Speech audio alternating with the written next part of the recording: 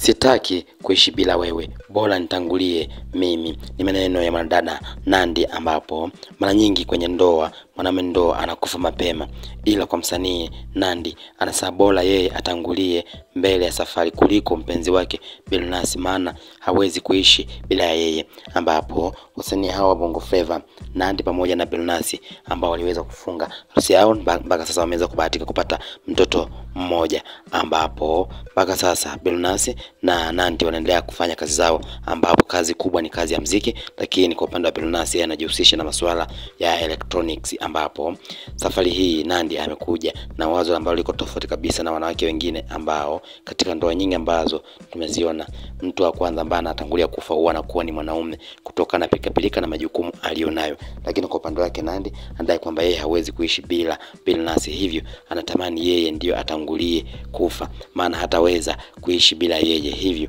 akatamani sana yeye ndio atangulie, lakini sio mume wake huyo. Kwa mjibu wa Nandy, anasema bora yeye atangulie mbele ya safari kuliko mpenzi wake Billnass, maana hawezi kuishi bila yeye. Maneno hayo ambayo aliweza kuyashusha mwanadada Nandy wakati akifanyia mahojiano, ndipo ambapo akaweza kutamani hivyo, akatamani yeye atangulie kuliko mume wake huyo Billnass.